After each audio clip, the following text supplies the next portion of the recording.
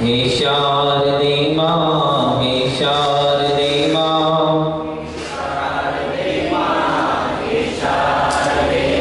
अज्ञानता से हमें तार दे मां, मुनियों ने समझी मुनियों ने जानी,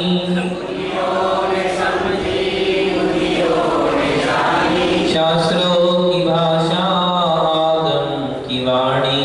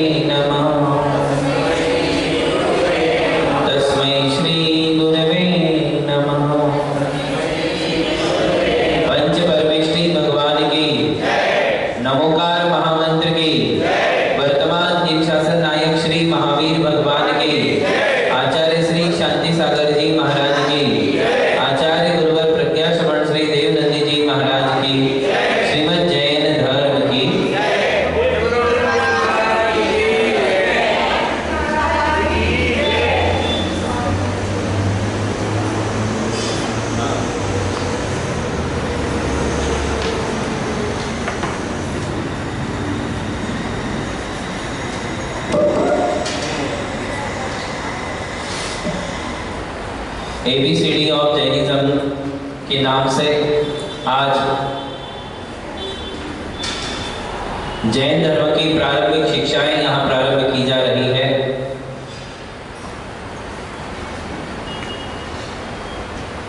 हम इस कक्षा के माध्यम से सीखेंगे, जानेंगे हमारे जैन धर्म को,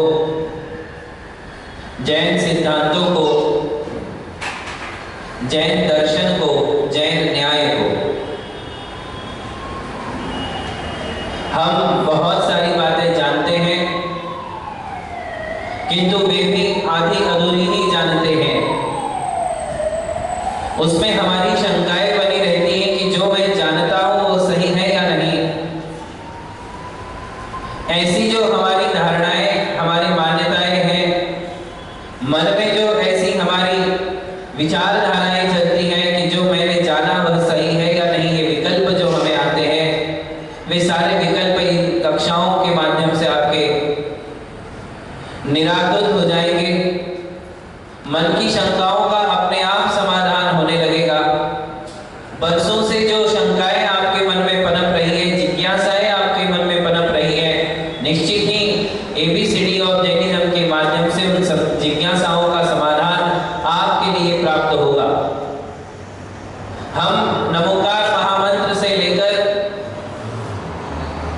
नमोकार से समयसार तक बीच में जितनी भी शिक्षाएं हैं, उन सारी शिक्षाओं को इन कक्षाओं में ले लेते हैं। चारों अनुयोगों का ज्ञान इन कक्षाओं के माध्यम से आपको प्राप्त होगा।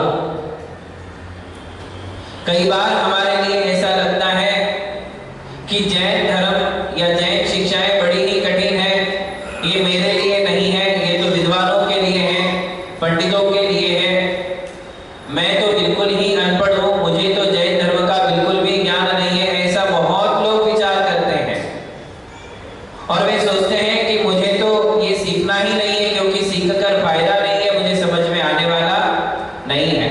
किंतु बंधुओं, ये बात निश्चित है कि जैन शिक्षाएं जितनी कठिन हमारे लिए लगती हैं, उतनी ही वे सरल भी है। वास्तविकता यह है कि जैन शिक्षाएं ना सरल है ना कठिन है, ये समझाने वाले के ऊपर निर्भर करता है कि जैन सिद्धांत कठिन है या सरल है।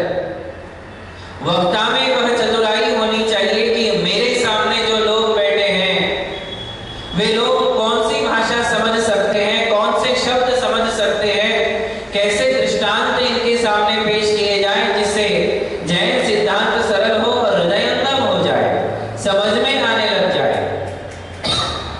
यह सब कुछ वक्ता के ऊपर निर्भर करता है। कभी कभी वक्ता इतने विद्वान होते हैं, किंतु विद्वत्ता एक अलग बात है और वक्तृत्व कला एक अलग बात है। जानना अलग बात है और प्रस्तुतिकरण अलग बात है। प्रस्तुतिकरण यदि सरल और सहज नहीं होगा तो श्रोताओं को जैन धर्म समझ में आने वाला नहीं है। ये बात स्वयं कुंद आचार्य समयसार में लिखते हैं।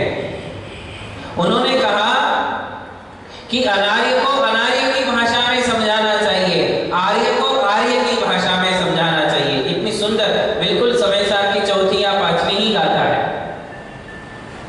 और उन्होंने उसमें यही कहा कि जहनवी सक्कमणज्जम अणज्जवासम विनादुदाहेदुम। बोले जिस प्रकार आर्य आर्य की भाषा समझता है, वैसे अनार्य भी अनार्य की भाषा बोलोगे तो जल्दी समझ जाएगा। आर्य और अनार्य से यहाँ तात्पर्य यह है कि एक विद्वानों की भाषा होती है और एक आम इंसान, आम व्यक्तियों की भाषा होती है। जैन धर्म को आम भाषा में भी समझाया जा सकता है यदि समझाने वाला सही और चतुर हो, तो यह बात हमारे लिए कंठस्थ और हृदयस्थ हो सकती है। आज हम पहला लेसन प्रारंभ करेंगे और पहले लेसन में हम सीखेंगे कि ज्ञान प्राप्त करने की कितनी सीढ़ियां हैं, क्योंकि हम यहाँ ज्ञान प्राप्त करने के लिए ही इकट्ठे हुए हैं और हम केवल ज्ञान प्राप्त करने के लिए नहीं, सम्यक ज्ञान प्राप्त करने के लिए यहाँ एकत्रित हुए हैं। ज्ञान की संसार में कोई कमी नहीं है। ज्ञान को देने वाले और अब तो 10-15 चैनल शुरू हो गए हैं जिसमें केवल ज्ञान ही बांटा जाता है। संस्कार चैनल खोल लो, अरिहंत चैनल खोल लो, पारस चैनल खोल लो, आस्था चैनल खोल लो, है कि नहीं? कोई भी एक ऐसा धार्मिक चैनल खोल लो, उसमें वक्ताओं की कोई कमी नहीं है, सुबह से शाम तक, शाम से सुबह तक एक के पीछे एक वक्ता बैठा ही है ज्ञान बांटने के लिए।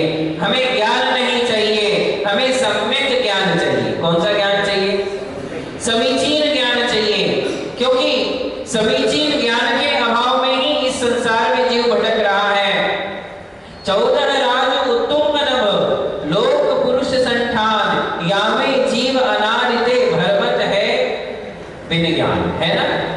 14 राज उत्तुंग, तीनों लोक में यह जीव जो भटक रहा है वो किस कारण से भटक रहा है? भरमत है बिन ज्ञान, केवल ज्ञान के अभाव के कारण ही भटक रहा है, सम्यक ज्ञान के अभाव में भटक रहा है। जब तक सम्यक ज्ञान नहीं है, सच्चा ज्ञान नहीं है, तब तक हमारे लिए सही और गलत की पहचान होने वाली नहीं है। सोना और पीतल दोनों दिखने में समान है, सोना भी पीला है और पीतल भी पीला है, सोना भी चमक रहा है और पीतल भी चमक रहा है। इमिटेशन ज्वेलरी कितनी चल रही है, चल रही है नहीं?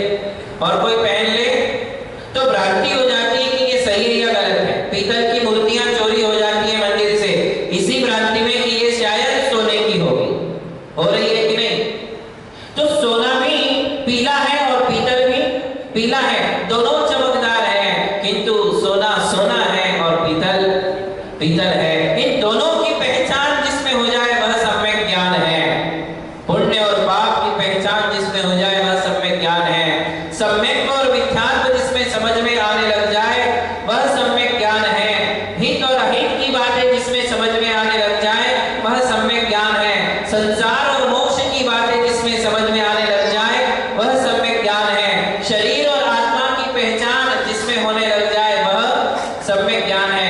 सम्यक ज्ञान तो दर्पण है, सम्यक ज्ञान तो सूर्य का प्रकाश है। जैसे सूर्य के प्रकाश में प्रत्येक वस्तु स्पष्ट रूप से समझ में आती है कि ये घर है, ये लकड़ी है, ये लोहा है, ये इंसान है, ये स्त्री है, ये पुरुष है, ये मिट्टी है, ये पत्थर है, ये कीला है, ये रस्सी है।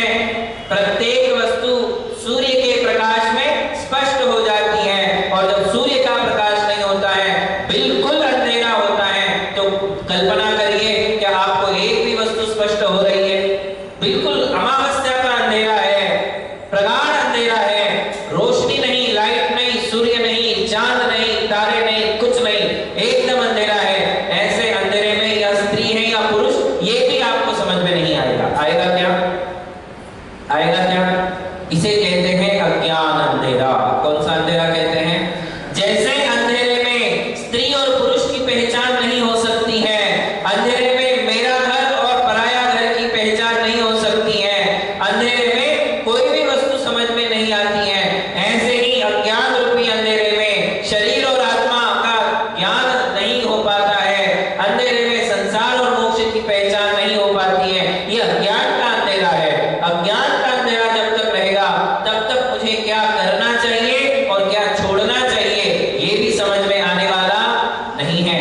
हेय और उपादेय, ये दो शब्द आते हैं। हेय का मतलब है छोड़ने योग्य और उपादेय का मतलब है ग्रहण करने योग्य।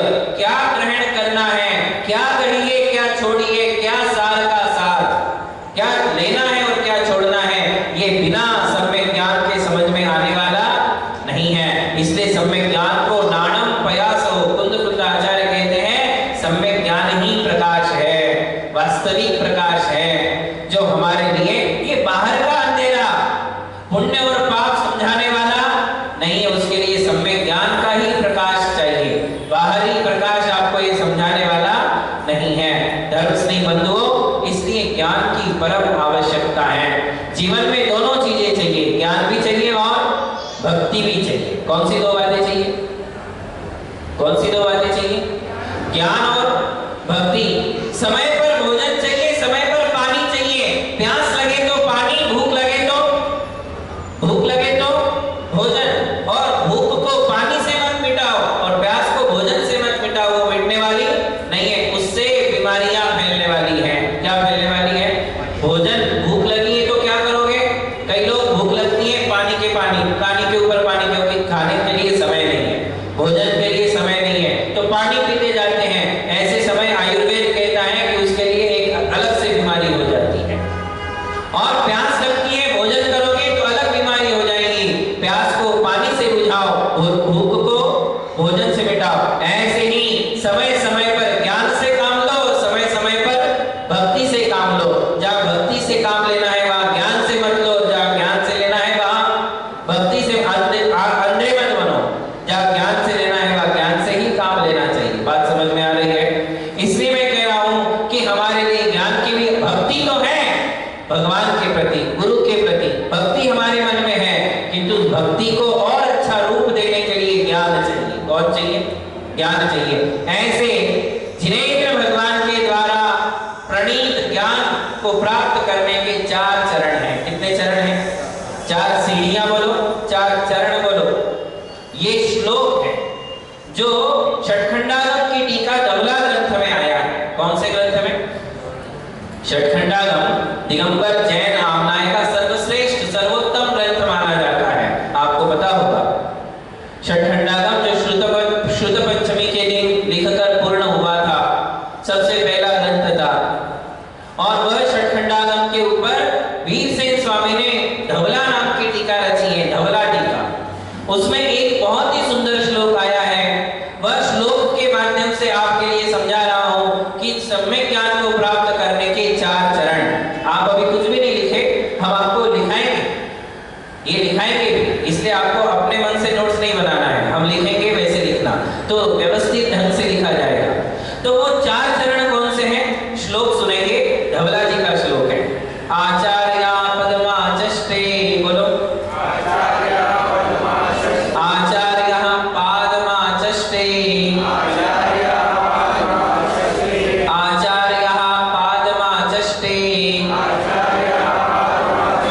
पादः शिष्यं स्वमेधया, पादः शिष्यं स्वमेधया, तद्विद्य सेवया पाद, तद्विद्य सेवया पाद, पादः कालेन पच्यते, पादः कालेन पच्यते। तो ये श्लोक है। एक श्लोक में 4 चरण होते हैं। कितने चरण होते हैं? जैसे दर्शनम देव देवस्य, एक चरण हो गया। दर्शनम पापनाशनम, ये दूसरा चरण हो गया। दर्शनम स्वर्ग सोपानम, तीसरा चरण हो गया। दर्शनम मोक्ष साधनम, ये चौथा चरण हो गया। एक श्लोक में कुल कितने चरण हैं? ये 4 चरण वाला एक श्लोक कहलाता है। क्या कहलाता है? श्लोक। इसे श्लोक कहते हैं। एक चरण में 8 अक्षर होते हैं। कितने अक्षर होते हैं? दर्शनम देव देवस्य, 8 अक्षर होंगे। 9 अक्षर कभी नहीं होंगे, या 7 अक्षर कभी नहीं होंगे। 8 अक्षर का एक चरण, 4 चरण का एक श्लोक। बोलो 8 अक्षर का एक चरण और 4 चरण का एक श्लोक। तो जैसे एक श्लोक 4 चरण से बना है, 4 चरण से एक श्लोक बनता है, ऐसे ही सम्यक ज्ञान भी 4 चरणों से प्राप्त होता है। ये 4 चरण पार करने वाला ही सम्यक ज्ञान को प्राप्त कर सकता है।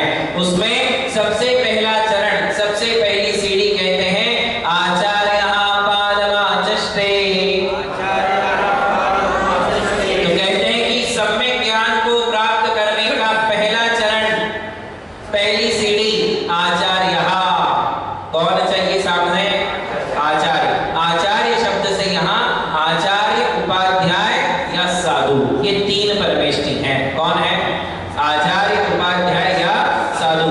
तो कहते हैं पहला चरण प्राप्त करने के लिए निर्ग्रंथ दिगंबर जैन मुनि चाहिए, क्योंकि आचार्य भी निर्ग्रंथ है, उपाध्याय भी निर्ग्रंथ है और साधु भी। ये धवला जी में आया हुआ श्लोक है, देखिए कितना सुंदर श्लोक है।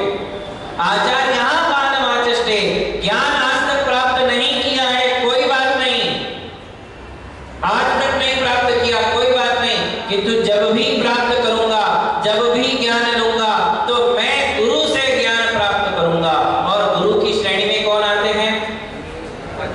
पूजा में कहते हो ना, गुरु आचार्य उपजाय साधु तन लगन रतन त्रय निधि अगाध। कहा है ना, क्या कहा, कौन है गुरु? गुरु आचार्य उपजाय साधु। आचार्य, उपाध्याय और साधु, इन तीनों को गुरु कहते हैं। और कहते हैं कि ज्ञान यदि प्राप्त करना है तो ज्ञान प्राप्त करने के लिए सबसे पहले किसके चरण में जाकर बैठो? गुरु के चरण। जैसे कि आज आप आकर के बैठे हो, ये ज्ञान प्राप्त करने की पहली सीढ़ी, सम्यक ज्ञान प्राप्त करने का पहला चरण। पादमा चष्टे, पाद यानी चरण, आचार्य यानी गुरु, गुरु यानी निर्ग्रंथ साधु, है ना, और पाद यानी चरण। गुरु के चरण में जाकर आचष्टे, बैठना, सिर्फ बैठना नहीं, उनकी वाणी को सुनना, गुरुओं की वाणी को सुनना, ये सम्यक ज्ञान प्राप्त करने का पहला चरण है। ऐरे गहरे नथु खैरे से ज्ञान स्टार्ट करोगे तो भटक जाओगे। भटकना निश्चित है जब हम गुरुओं को छोड़कर अन्यत्र किसी से ज्ञान लेने को लिए जाते हैं, किसी और पर भरोसा करते हैं जिसका जीवन स्वयं पारदर्शी ना हो। यदि वो तुम्हारे लिए ज्ञान देने के लिए बैठेगा तो समझिए कि हमारा भटकना निश्चित है। वस्त्रधारियों से ज्ञान प्राप्त करने जाओगे तो आपकी भटकन सुनिश्चित है। निर्वस्त्र निर्ग्रंथ दिगंबर साधु से जो ज्ञान मिलेगा वो चोखा ज्ञान होगा, वो बिल्कुल निखरा हुआ ज्ञान होगा, चारों अनुयोगों का एक साथ होगा। वो जो बताएंगे तुम्हारे काम का ज्ञान होगा, वो तुम्हारे लिए जिंदगी भर काम देने वाला होगा। वो जो ज्ञान देंगे वो ज्ञान नहीं रास्ता देंगे। क्या देंगे? ज्ञान नहीं, मार्ग देने वाले हैं। गुरुओं की वाणी से मार्ग मिलते हैं, हमारे मार्ग खुले हो जाते हैं। ऐसा सच्चा ज्ञान गुरु ही दे सकते हैं, अन्य कोई भी देने के योग्य नहीं माना गया है। इसलिए पहला ही चरण, पहली जगह स्टॉप कर दिया कि जब तक सच्चे गुरु नहीं मिल जाते, निर्ग्रंथ गुरु नहीं मिल जाते, तब तक ज्ञान के लिए उतावली मत करो। आजकल ज्ञान के लिए बहुत ज्यादा उतावली है, यहाँ से ले लो, वहां से ले लो, नेट से ले लो, किताबों से ले लो, पुस्तकों से ले लो, पंडितों से ले लो, ब्रह्मचारियों से ले लो, इनसे ले लो, उनसे ले लो। ज्ञान प्राप्त करने की ललक होना बहुत अच्छी बात है, जिज्ञासा होना बहुत अच्छी बात है, किंतु ठोस जगह भी होना चाहिए कि इस जगह जाने के बाद मुझे गलत शिक्षा में शॉर्टकट से जाते हो तो मन में शंका है, सही है कि नहीं है, सही है कि नहीं है, सही है कि नहीं है कि नहीं? तो ये एक बात। दूसरी बात क्या कही? भोजन करना मां से चाहे, अरे वो जहर हो ही नहीं सकता, ये विश्वास मन में है। मां ने बनाया है, मां खिला रही है, वो जहर नहीं हो सकता है। इसलिए कह दिया था भोजन करना मां से चाहे जहर हो। पत्नी से, अरे पत्नी भी जब भोजन कराती है तो मां बन जाती है। क्या बन जाती है? क्या कार्येषु मंत्री भोजनेषु माता। एक स्त्री के कितने रूप बताए हैं, मैं एक प्रवचन में आपके लिए बताऊंगा कि वही स्त्री जब आपके लिए सुझाव देती है तो मंत्री बन जाती है। क्या बन जाती है? मंत्री बन जाती है। और जब वही स्त्री आपकी सेवा करती है तो दासी बन जाती है। वही महिला, वही पत्नी जब भोजन कराती है तो माता बन जाती है। क्या बन जाती है? माता बन जाती है। ये बात हमारे लिए समझना है। इसलिए भोजन करना अपनों से, माता से, पत्नी से, चाहे जहर हो, वो जहर होने वाला नहीं है। जहर भी दे देगी तो भी अमृत बन जाएगा, इतना प्यार है। क्या है? इतना प्यार है, वो जहर भी तुम्हें लगने वाला नहीं है। आगे कहते हैं सलाह लेना भाई से चाहे बैर हो। दुनिया से सलाह लेने की बजाय अपने भाई से सलाह लो। प्यार से जाओगे, भले बरसों की वैर वैमनस्यता है, किंतु तुम प्यार से जाओगे, विनय से जाओगे और भाई से प्रेम से प्यार से पूछोगे तो वो भी तुम्हारे लिए अच्छी सलाह देगा, वो तुम्हारे लिए घाटे में नहीं जाने देगा। और कहते हैं ज्ञान लेना गुरु से चाहे देर हो। देर होगी तो चलेगा, ये मत सोचो कि मेरी उम्र के 40 साल बीत गए, 50 साल बीत गए किंतु मैंने अब तक ज्ञान प्राप्त नहीं किया। होना चाहिए, दुख होना चाहिए, किंतु मैं ज्ञान जब भी प्राप्त करूंगा किससे लूंगा? गुरु से ही ज्ञान लूंगा। अन्य किसी से ज्ञान लेने के लिए मेरी इच्छा नहीं है। मैं गुरु से ही सच्चा ज्ञान प्राप्त करूंगा।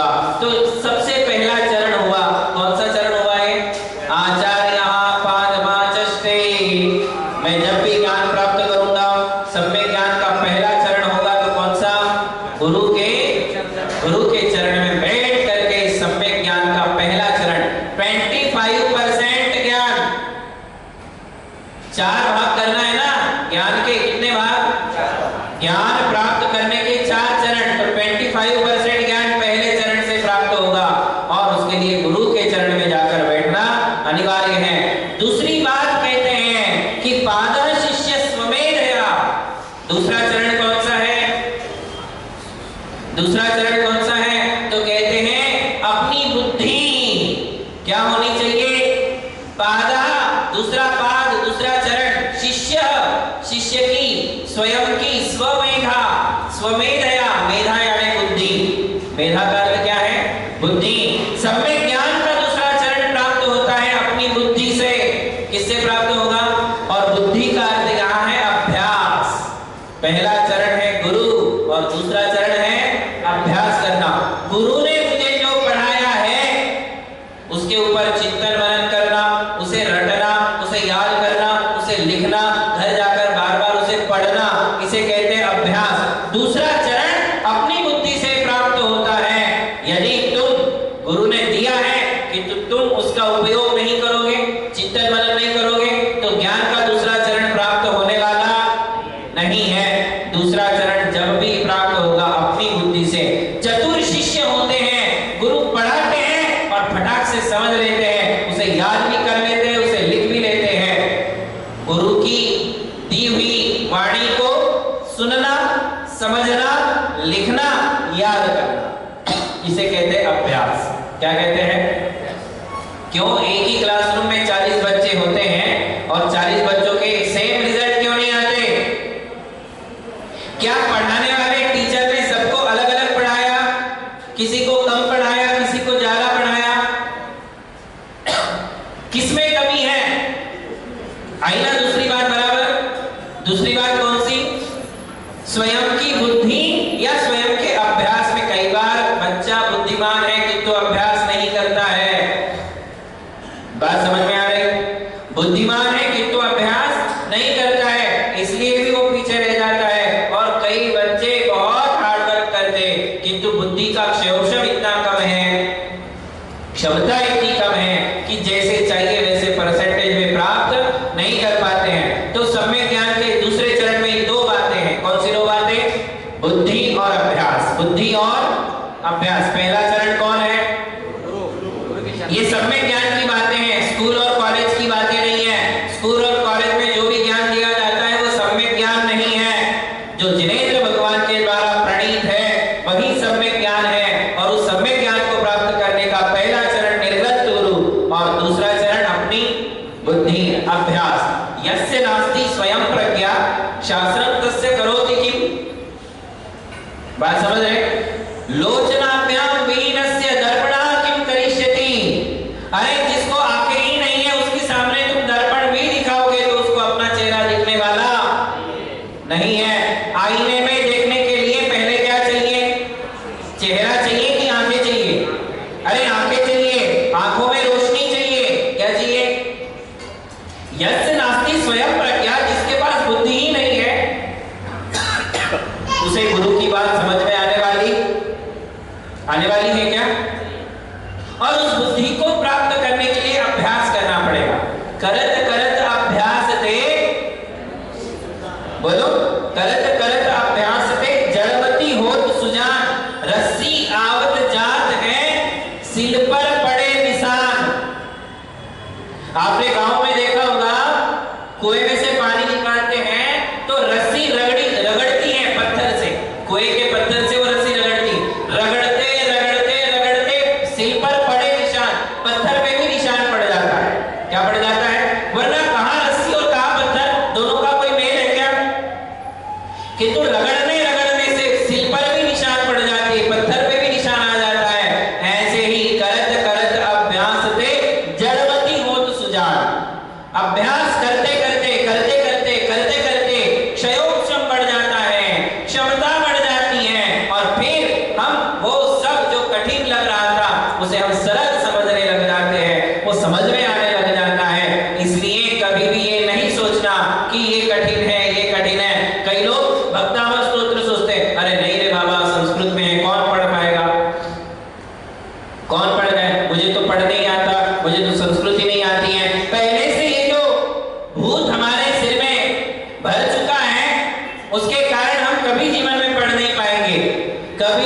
किसी भी चुनौती के लिए नहीं बोलना ही नहीं, हाँ बोलने का। क्या बोलना?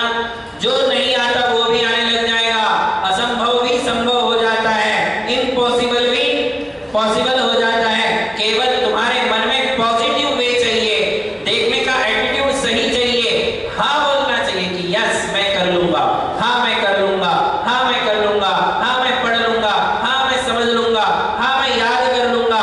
हाँ बोलो। क्या बोलो? ना बोलने का ही नहीं। जहां ना बोलना वहां नहीं बोलते, वहां बोलते।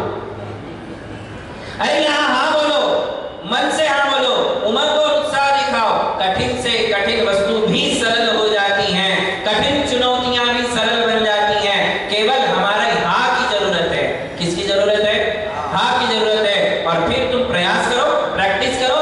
वक्तामरं प्रणतमौलिमणि प्रभाणाम। प्रैक्टिस तो करो। कभी प्रैक्टिस नहीं करते हो तो कैसे याद होगा? हो पाएगा क्या? नहीं हो पाएगा। इंग्लिश मूवीज ध्यान में नहीं आती, फिर भी देखते हो, फिर भी देखते हो, और देखते देखते समझने लग जाती है। अरे हाँ यार ये तो समझती है। फिल्मों के गाने फट से याद हो जाते हैं, होते हैं कि नहीं? क्यों? क्योंकि वहां हमारा रुझान है, हमारी वहां हाँ है। क्या है? हमारी वहां हाँ है। हाँ है इसलिए सब हो जाता है। जब हम बिल्कुल नए नए मार्केट में उतरते, सोचते व्यापार करना है, और हम डेयरिंग करते हैं, साहस करते हैं, कोई एक व्यापार हाथ में ले लेते हैं, एक लाइन पकड़ लेते हैं और उसमें सक्सेस हो जाते हैं। क्यों सक्सेस हुए? क्योंकि वहां हमारी हाँ थी। क्या थी? हमारी हाँ थी, हमारी तैयारी थी। जहां तुम्हारी तैयारी है वहां तुम्हारे लिए कुछ भी कठिन नहीं है। इसलिए धर्म के मार्ग में ना बोलना ही नहीं, चाहे वो स्वाध्याय हो, पढ़ना लिखना हो, चाहे नियम धर्म हो, वहां ना बोलोगे तो कठिन महसूस होगा, हाँ बोलोगे तो सरल हो जाएगा। बात समझ में आ रही? इसलिए हमारे लिए पढ़ाई करना चाहिए, पढ़ना चाहिए, अभ्यास करना चाहिए। यस्य नास्ति स्वयं प्रज्ञा शास्त्रम तस्य करोति किम। बात समझ में आ रही ना? आंख ही नहीं है, रास्ता क्या करेगा? आंख ही नहीं है, सूर्य का प्रकाश क्या करेगा? सबसे पहले क्या चाहिए बताओ? सबसे पहले क्या चाहिए? आंखों में रोशनी पहले चाहिए कि सूर्य का प्रकाश पहले चाहिए, या रास्ता पहले चाहिए? कौन पहले चाहिए? पहले तो आंख में रोशनी चाहिए। चाहिए कि नहीं? आंख में रोशनी। मेरे पास खुद का ज्ञान है, बुद्धि है, चतुराई है, और मेरे पास स्वयं की मेहनत है, तो सम्यक ज्ञान का दूसरा चरण तुम्हारे पास है। ये ज्ञान का दूसरा चरण है। तीसरा चरण कहते हैं तद्विद्य सेवया पाद। जिस गुरु से हम पढ़ रहे हैं, जिनसे हम पढ़ाई कर रहे हैं, जो गुरु हमें पढ़ा रहे हैं, तद्विद्य सेवया, उनकी सेवा करना। सोचो तो, ये षटखंडागम का श्लोक है। धवलाकार ने इस श्लोक को, धवला जी में लिखा हुआ है कि ये सम्यक ज्ञान के 4 चरण है। जो श्लोक हम आपको पढ़ा रहे हैं ये धवला जी का श्लोक है। और उन्होंने तीसरा चरण कौन सा दिया? कौन सा दिया? बोले जिनसे हम पढ़ते हैं उनकी विनय करो, उनकी सेवा करो। विनय और सेवा करने से ज्ञान का तीसरा चरण प्राप्त हो जाता है। उदंड प्रवृत्ति के लोग होते हैं, अविनय स्वभावी के लोग होते हैं, जो अनादर और सत्कार करते हैं गुरुओं का, उन्हें सब में ज्ञान प्राप्त होने वाला 3 काल में भी प्राप्त नहीं हो सकता है। पहला चरण, दूसरा चरण प्राप्त होने के बाद भी वो चरण हमारे हाथ से निकल जाते हैं। पाया हुआ ज्ञान भी हमारे अंदर से खो जाता है जब हम गुरुओं की आसाधना करते हैं, गुरुओं का अनादर करते हैं, उनकी अभिनय करते हैं, तो ज्ञान आया हुआ भी लौट करके चला जाता है। इसलिए धवलाकार वीर सेनाचार्य कह रहे हैं कि सम्यक ज्ञान का तीसरा चरण कौन सा है? तद्विद्य सेवया पादः। जिस गुरु से ज्ञान प्राप्त हो रहा है उनकी सेवा करो। और गुरु की क्या सेवा कर सकते हो सबको पता है। हम गुरुओं की क्या सेवा कर सकते हैं? आहार दान देना सेवा है, उनकी आज्ञा मानना सेवा है, उनके कमंडल में पानी भर देना सेवा है, यदि वे बीमार हैं तो उनके औषधोपचार करना सेवा है। रात में आकर के हम सेवा करते हैं, केवल वही सेवा नहीं है, वह तो सेवा है ही, क्योंकि उनकी आज्ञा का पालन करना, उनकी व्यवस्थाओं को संभालना, उनके लिए जो आवश्यक है उसकी पूर्ति करना, उनके लिए आहार आदि देना, उनके लिए औषधोपचार करना, यही गुरुओं की सेवा है। और सेवा करने से सम्यक ज्ञान का तीसरा चरण। सोचो, ना पढ़ना है, ना क्या करना है? सेवा करनी है। पढ़ना, लिखना, सुनना, समझना, याद करना, ये दूसरा चरण है। किंतु तीसरे चरण में क्या है? तीसरे चरण में गुरु की सेवा करना है। और सबसे बड़ी सेवा क्या है? सबसे बड़ी सेवा प्रवचन सार में कुंद कुंदाचार्य कहते हैं, गुरु की आज्ञा मानना ही सबसे बड़ी सेवा है। क्योंकि उससे ज्यादा संतुष्टि और प्रसन्नता गुरु को किसी चीज से नहीं होती है। जब उनकी आज्ञा का पालन किया जाता है तो इससे बढ़कर के कोई सेवा नहीं होती है। तो सम्यक ज्ञान का तीसरा चरण प्राप्त करने के लिए क्या करना पड़ेगा? तद्विद्य सेवया पाद, उनकी सेवा करो। सेवा करने से ज्ञानावरण कर्म ढीला पड़ जाता है। क्या होता है? ज्ञानावरण कर्म, ये पहला कर्म है जिसके कारण मेरी आत्मा में अज्ञान का अंधेरा छाया हुआ है, वह अंधेरा मिट जाता है। ज्ञानावरण कर्म ढीला पड़ता है, क्षयोपशम बढ़ता है। क्या बढ़ता है? क्षयोपशम बढ़ता है। स्मरण शक्ति का विकास होता है, सोचने और समझने की बुद्धि तीव्र हो जाती है। इसे कहते हैं तद्विद्य सेवया पाद। इससे क्षयोपशम बढ़ेगा, गुरु की सेवा करें। और चौथा चरण कहते हैं पादः कालेन पच्यते। बोले सम्यक ज्ञान का चौथा चरण अनुभव से प्राप्त होता है। किससे प्राप्त होता है?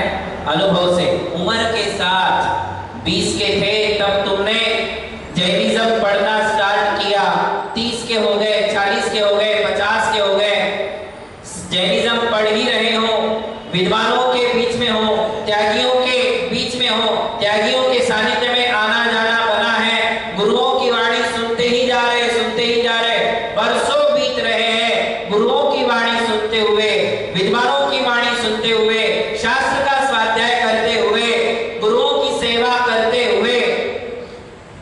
ये तीनों बात करते हुए, कौन सी तीनों बात? पहला चरण कौन सा? गुरुओं की वाणी सुनना। दूसरा चरण पढ़ना, लिखना, याद करना, अभ्यास करना। तीसरा चरण गुरुओं की सेवा करना। ये तीन काम करते करते मेरी उम्र बीत रही है, तो उससे तुम्हारा चौथा चरण अपने आप ही पूरा हो रहा है।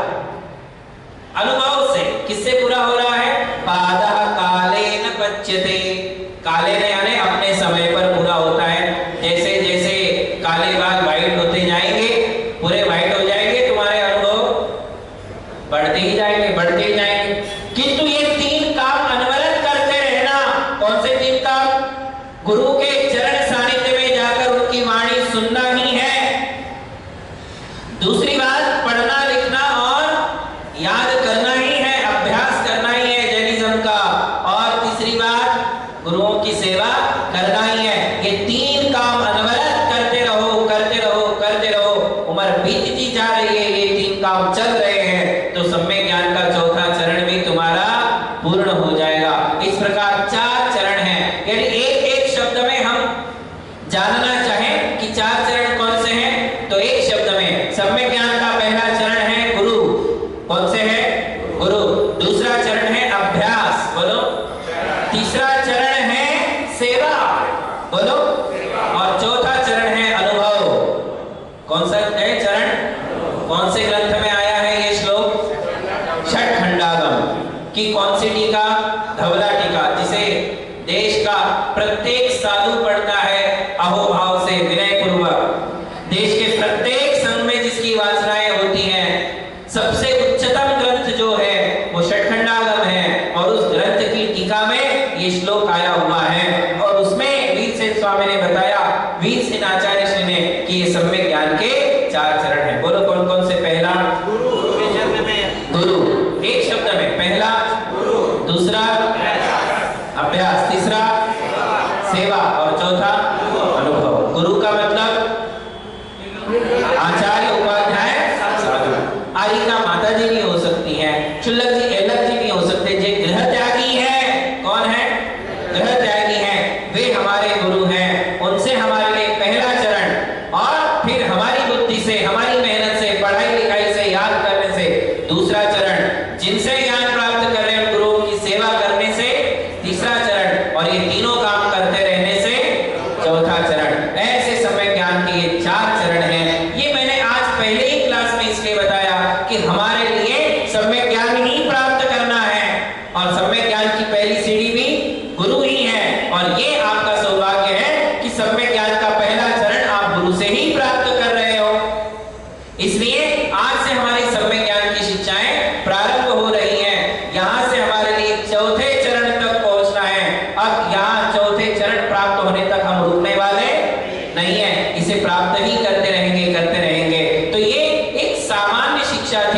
जो कि अति महत्वपूर्ण थी, इसलिए हमने इस